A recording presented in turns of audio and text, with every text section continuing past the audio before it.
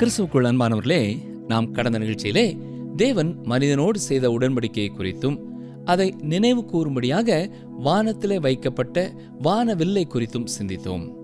நிகழ்ச்சியின் இறுதியிலே நோவா பயிரிடுகிறவனாகி திராட்சரசத்தை குடித்து வெறி கொண்டு தன் வஸ்திரம் விலகி படுத்திருந்தான் என்றும் வாசித்தோம்.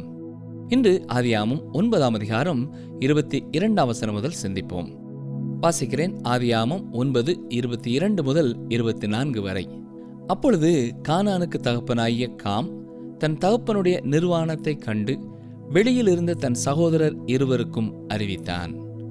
அப்பொழுது சேமும் யாப்பேத்தும் ஒரு வஸ்திரத்தை எடுத்து தங்கள் இருவருடைய தோள் மேலும் போட்டுக்கொண்டு பின்னிட்டு வந்து தங்கள் தகப்பனுடைய நிர்வாணத்தை மூடினார்கள். அவர்கள் எதிர்முகமாய் போகாதபடியினால் தங்கள் தகப்பனுடைய நிர்வாணத்தை காணவில்லை. நோவா திராட்சரசத்தின் வெறி தெளிந்து விழித்தபோது தன் இளைய குமாரன் தனக்கு செய்ததை அறிந்து. கடந்த நிகழ்ச்சியிலே நோவாவின் பாவத்தை குறித்து சிந்தித்தோம். இங்கே நோவாவின் கோபத்தை குறித்து பார்க்கிறோம். தவறு செய்த மனிதன் தன்னுடைய தவறு வெளியே தெரிந்தவுடன் கோபப்படுகிறான். ஏன் இந்த கோபம்? அவனுடைய தவறை மறைப்பதற்காக. காயினும் தனது சகோதரனை கொலை செய்த பொழுது தேவன் அவனை பார்த்து, காயினே, உன் சகோதரன் எங்கே என்று கேட்டார். அப்பொழுது அவனுக்குள்ளே கோபம் வருகிறது. நான் என்ன, என் சகோதரனுக்கு காவலாளியா என்று கேட்கிறான். ஆம், அருமையான சகோதரனே, சகோதரியே, இன்றும் இதுவே உண்மையானதாயிருக்கிறது. அருமையானவர்களே, தவறு செய்கிறவர்கள் கண்டுபிடிக்கப்படும் பொழுது கோபப்பட்டு எரிச்சல் பட்டு தப்பித்துக் கொள்வதற்காக என்ன செய்ய வேண்டுமோ அதை செய்ய முயற்சி எடுக்கிறார்கள். கானானுக்கு தகப்பனாகி காம் தன் தகப்பனுடைய அவல நிலைமையை பார்த்தது மட்டுமல்ல, அதை விளம்பரப்படுத்துகிறான். இது ஒரு நல்ல குணம் அல்ல. ஆனால் அவனுடைய சகோதரர்கள் அவனுடைய பாவ நிலைமையை வெளியே தெரியாமல் மூடுகிறார்கள். இதிலே நாம் கற்றுக்கொள்ள வேண்டிய ஒரு பாடம் இருக்கிறது. பிறருடைய வீழ்ச்சிகளை நாம் அறிய வரும்பொழுது, பிறருடைய பாவங்களை குறித்து நமக்கு தெரிய வரும்பொழுது அதை மற்றவர்களுக்கு நாம் கூறுவது நல்ல பண்பு அல்ல. அநேக வேளைகளிலே பொறுப்பில் இருக்கிறவர்கள், முக்கியமான நபர் யாராவது பாவத்திலே விழுந்து தவறு செய்து விடுகிறார்கள் என்று வைத்துக் கொள்வோம். உடனே அநேகர் இதை ஒரு ஜெப குறிப்பாக சொல்கிறேன் என்று சொல்லி பலருக்கு இதை கூறுகிறார்கள். அருமையான சகோதரனே, சகோதரியே, நீங்கள் ஒரு விசுவாசியாகவோ ஒரு ஊழியக்காரனாகவோ இருப்பீர்கள் என்றால், மற்ற ஒருவருடைய பாவம் அல்லது தவறு உங்களுக்கு தெரிய வரும் பொழுது அதை குறித்து தேவனிடம் மட்டுமே பேசுங்கள். எந்த மனிதனிடத்திலேயும் நீங்கள் அதை குறித்து பேசுவது உங்களுக்கும் உதவி செய்ய போகிறதில்லை, அவர்களுக்கும் உதவி செய்ய போகிறதில்லை. ஆனால் உண்மையான கரிசனையோடு அவர்களுக்காக நீங்கள் ஜெபிப்பீர்கள் என்றால், தேவன் அவருடைய பாவத்தை அவர்களே உணரச் செய்து அவருடைய வாழ்க்கையிலே வெற்றியின் வாழ்க்கைக்குள்ளே அவர்களை நடந்து வரச் செய்வார். மத்தேயு எழுதின சுவிசேஷம் 7ஆம் அதிகாரத்திலே நாம் பார்ப்பது என்ன? நீங்கள் குற்றவாளிகள் என்று தீர்க்கப்படாதபடிக்கு மற்றவர்களை குற்றவாளிகள் என்று தீர்க்காதிருங்கள். ஏனெனில் நீங்கள் மற்றவர்களை தீர்க்கிற தீர்ப்பின்படியே நீங்களும் தீர்க்கப்படுவீர்கள். நீங்கள் மற்றவர்களுக்கு அளக்கிற அளவின்படியே உங்களுக்கும் அளக்கப்படும் என்று சொல்லப்பட்டிருக்கிறது. ஆம், மற்றவர்களுடைய குறைவுகளை, குற்றங்களை குறித்து கேள்விப்படும் பொழுது அல்லது அதை கவனிக்கும் பொழுது நம்முடைய குற்றங்கள் நமக்கு ஞாபகத்திற்கு வரட்டும். அப்பொழுது நாம் மேலும் மேலும் கர்த்தருக்கு பிரியமான பிள்ளைகளாய் வாழ நம்மை அர்ப்பணிப்போம்.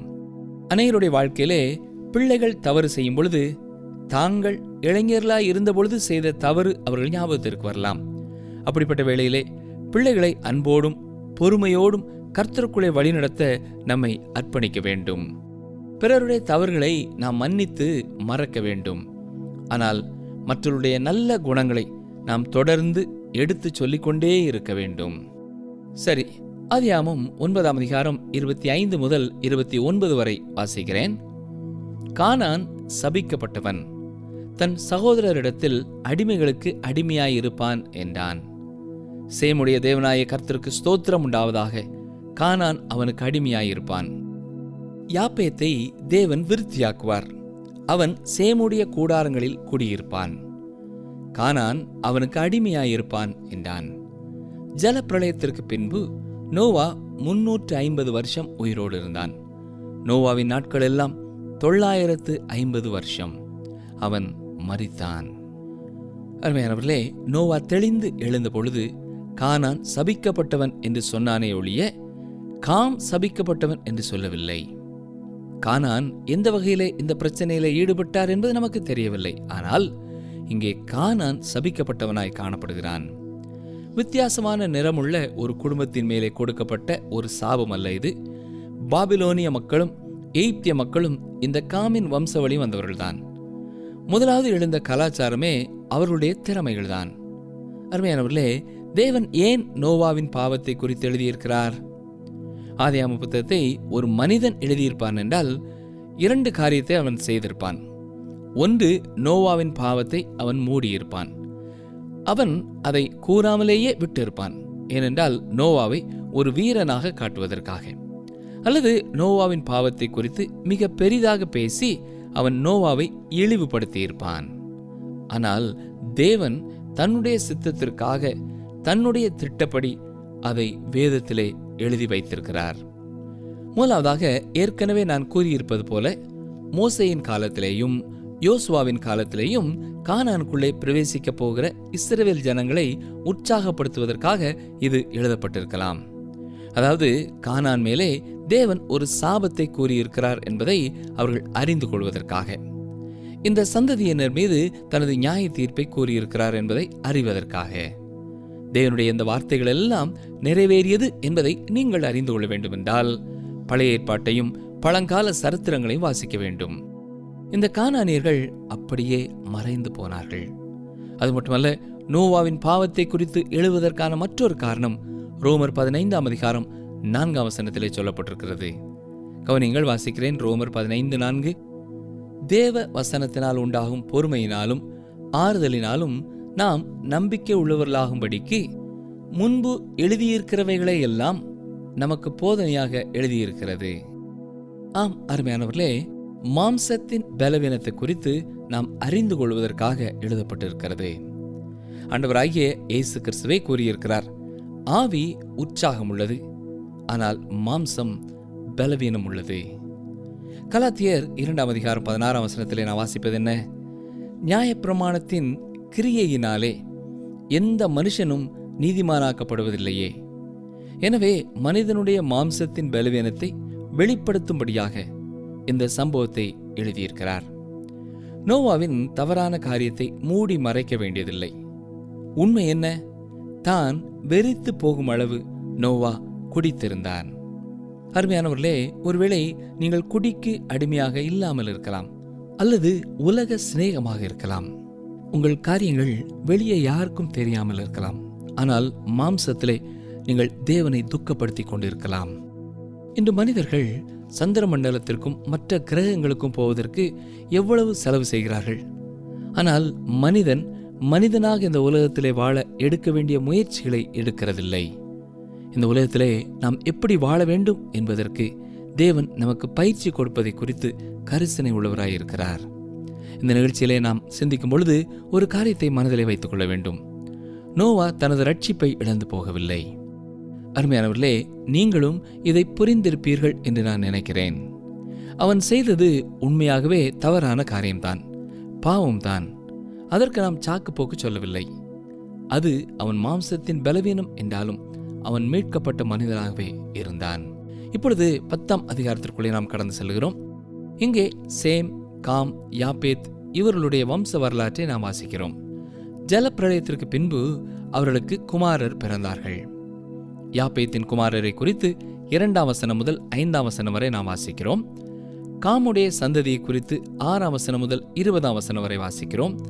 சேமுடைய சந்ததியை குறித்து 21ஆம் வசனம் முதல் 32ஆம் வசனம் வரை வாசிக்கிறோம். இந்த அதிகாரம் வம்ச வரலாறுகளின் அதிகாரம். இங்கே உலகத்தின் தேசங்களின் ஆரம்பங்களை குறித்தே பார்க்கிறோம். இதை சிந்திப்பதற்கு குறைவான நேரங்களை நாம் செலவு செய்வதனாலே இது முக்கியமானது அல்ல என்று எண்ணிவிடக்கூடாது. மனிதனை குறித்த சம்பவங்களை கற்றுக்கொள்வதை குறித்து விருப்பமுள்ளவர்களாய் செயல்பட்டால் இதை நாம் அதிகமாக கற்றுக்கொள்ளலாம்.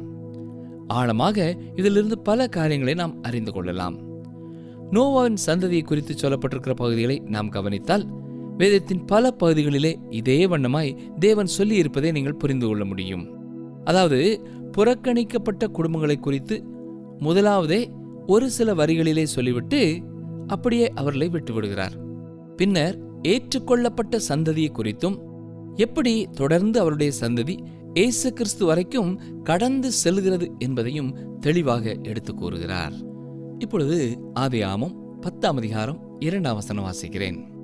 யாப்பேத்தின் குமாரர் கோமர், மாகோகு, மாதாய், யாவான், தூபால், மேசேக்கு, தீராஸ் என்பவர்கள்.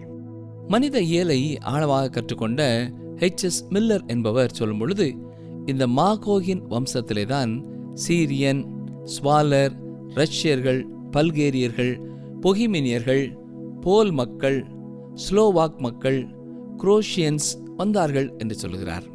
அது மட்டுமல்ல, மாதாய் வம்சத்திலிருந்துதான் இந்தியர்கள், ஈகானியர்கள், மேதியர்கள், பெர்சியர்கள், ஆப்கானியர்கள் வந்தார்கள் என்று குறிப்பிடுகிறார்.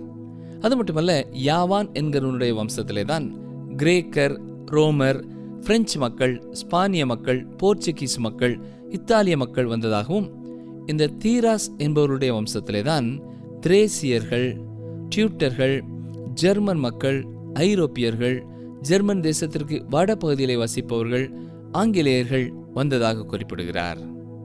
இப்பொழுது வசனம் 6 பாருங்கள்.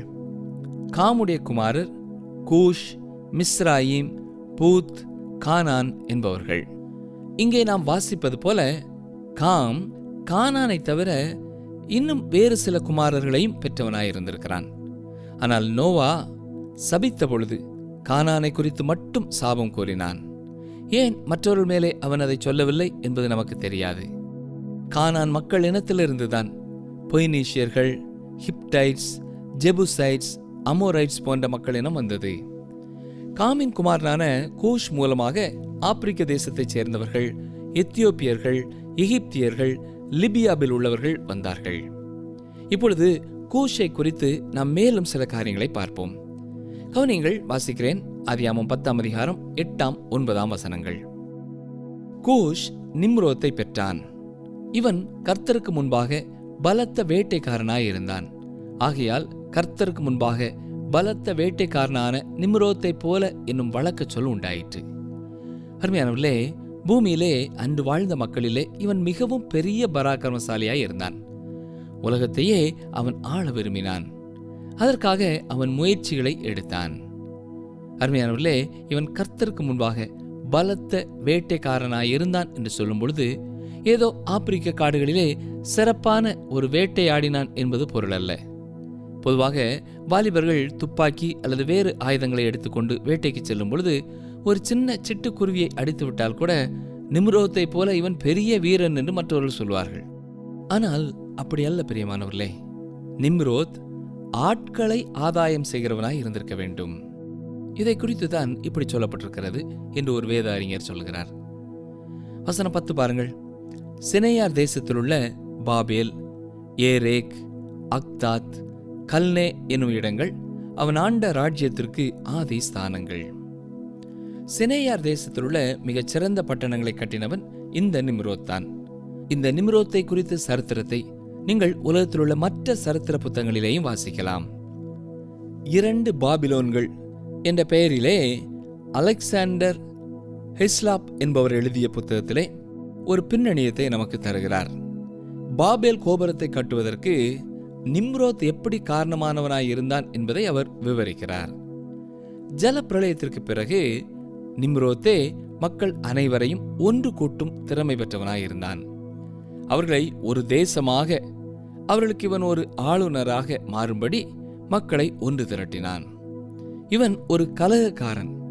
இவன்தான் பாபேலை நிறுவியவன். அதாவது மக்களின் இருதயத்தை கொள்ளை கொண்டவன், வேட்டையாடினவன். இவன் எந்த சட்ட திட்டங்களுக்கும் கீழ்ப்படியாதவன். இவன் வரப்போகிற அந்தி கிறிஸ்துவுக்கு நிழலாயிருக்கிறான் என்று சொல்லலாம். எனவே அருமையான சகோதரனை, சகோதரியே, இந்த காமின் வம்சத்திலிருந்துதான் முதல் நாகரிகம் உருவானது என்று சொல்ல வேண்டும். இதை நாம் தெளிவாக உணர்ந்து கொள்ள வேண்டும். ஆப்பிரிக்க மக்களே கலாச்சாரத்தை முதலாவது ஏற்படுத்தியவர்கள் என்றால் ஒருவேளை உங்களுக்கு ஆச்சரியமாயிருக்கும். உலகத்திலே தோன்றிய முதல் 2 நாகரிகங்களுக்கும் அவர்களே காரணமாயிருந்தார்கள். நிம்ரோத் காமின் வம்சத்திலே வந்தவன். அருமையான சகோதரனே, அருமையான சகோதரியே, இந்த 10வது அதிகாரத்திலே 70 வம்சங்கள் குறிப்பிடப்பட்டிருக்கிறது. அவற்றிலே யாப்பேத்தின் வம்சமாக 14 பார்க்கிறோம். காமுடைய வம்சமாக 30 வம்சங்களை பார்க்கிறோம். சேமுடைய சந்ததியாக 26 வம்சங்களை நாம் பார்க்கிறோம். எனவே மொத்தம் 70 தேசங்கள் அங்கிருந்து உருவாகிறது. எப்படி இந்த தேசங்கள் எல்லாம் வந்தது என்பதை தேவன் நமக்கு விளக்கி காட்டுகிறார். ஆதி நாட்களிலே கருப்பு இன மக்களான காமின் வம்சத்தினரே முக்கியமானவர்களாய், பிரதானமானவர்களாய், நாகரிகத்தை உருவாக்குகிறவர்களாய் காணப்பட்டார்கள். ஆனால் பின்னான காலங்களிலே சேமுடைய வம்சத்தினர் தாவீது, சாலமோனின் நாட்களிலே சிறப்பான காரியங்களை செய்ய மேலெழுந்தார்கள். சேமின் வம்சத்திலே தான் சீரியர்கள், லிபியர்கள், அல்மேனியர்கள் மற்றும் அரபியர்கள் வந்தார்கள். இந்த வம்சத்திலே வந்தவர்கள் தொடர்ந்து விருத்தி அடைந்தார்கள்.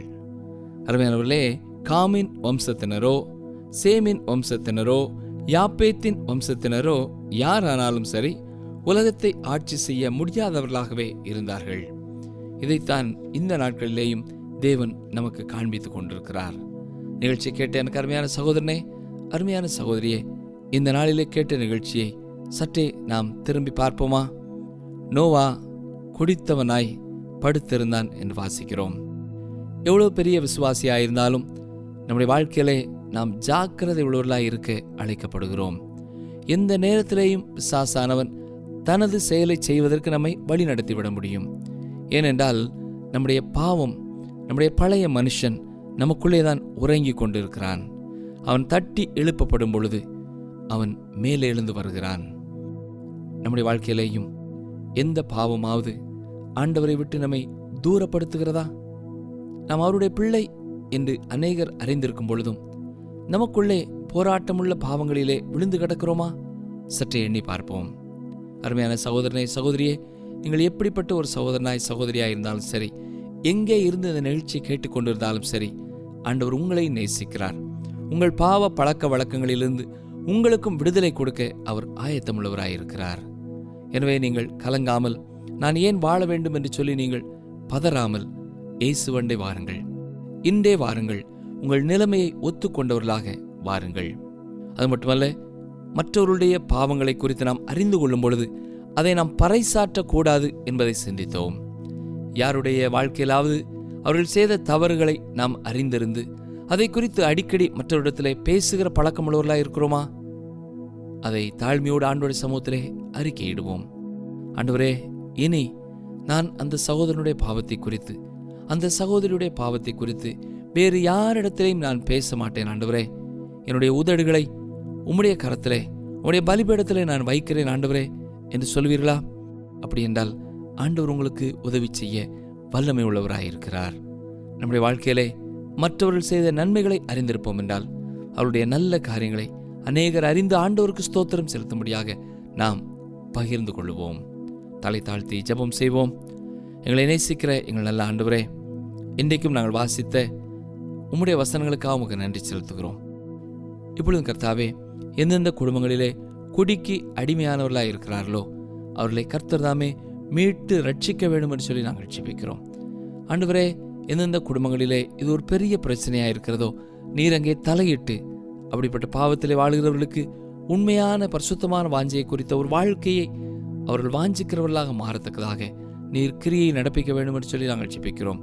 குடிக்கு அடிமையாக இருக்கிறவர்கள் மத்தியிலே ஊழியம் செய்கிற ஊழியக்காரர்களுக்காக ஜெபிக்கிறோம். நீரை பொறுப்படுத்திக் கொள்ளும். உம்முடைய ஞானத்தினாலே நிரப்பி வழி நடத்த ஒப்புக் கொடுக்கிறோம். மீதியான வேளையிலையும் உம்முடைய வசனங்கள் எங்களுடைய கால்களுக்கு தீபமும் எங்கள் பாதைக்கு வெளிச்சமுமாய் இருக்கட்டும். இயேசு கிறிஸ்துவின் நாமத்தினாலே மனத்தாழ்மையோடு கேட்கிறோம் பிதாவே, ஆமேன்.